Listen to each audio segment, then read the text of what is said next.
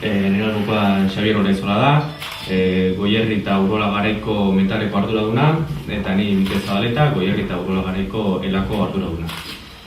Gaur hitz egingo dugu, datozen mobilizazio buruz, eta zehazki otsaila lauean larunbat honetan egingo den manifestazio nazionalaren inguruan. Egunon, elak burutuko diren mobilizazioetan parte hartzera eta bereziki otsailaren lauean Bilbon egingo den manifestazio nazionalera deitzen du. Langile klaseak errorik izan gabe, krisiaren ondorio latzak ordaintzen ari da. Langabezia, prekaritatea eta gizarte politiken murrizketak espekulazioaren eta kapitalaren zerbitzura dauden politiken ondorioak dira. Urte eta erdiko epean, bi lan erreforma, pentsioen erreforma bat, negoziazio kolektiboaren erreforma bat, eta reklamazio juridikoak zaintzen dituzten hainbat lege aldaketa egin dira. Patronala eta sindikatu espainolen artean, lau akordio murriztaile sinatu berri dira. Lan erreforma berriak eta aurrekontu publikoetan murrizketa ikaragarriak iragartzen ari dira. Orain arte bezala, langabezia eta miseria gehiago ekartzen jarraituko dutela jakinda. Horre guztiak, gure eskualdean ere eragina izan du. Eta honen adibide moduan, esan dezakegu, langabeziak 2008ko abuztutik, krisiaren hasieratik, 2011ko abendura, 102,9 igo dela Urola Garaian. Sektoreka, Urola Garaian, langabezian jende gehien duen sektorea zerbitzuarena da. Esandako epean, 291tik 807 pasatu delarik langabezi kopurua. Baina langabezia gehien handitu den sektorea eraikuntzarena izan da. 156,3 igo delarik. Sexu eta adinen arabera, kaltetuen dagoen perfila 25 eta 54 urte arteko emakumezkoarena da.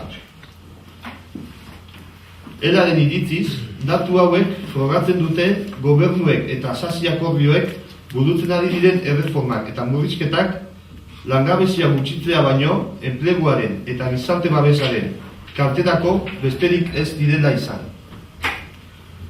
Oso labia deritzogu gobernatzen gaituztenen aldetik inolako erantzunkizunik ez sentitzea. Eta agotasunez ere azaltzea egiten duten politikaren aurrean gauden egoera bultzatu gaituena izanik. Zinbestekoa da, gure iritziz, herritarren eta langile klasearen aldeko politika berri bat egitea, krisia eragin dutenen eta sistema bidegabe honetaz probetxu ateratzen jarraitzen dutenen erantzunkizuna bilatzen duela.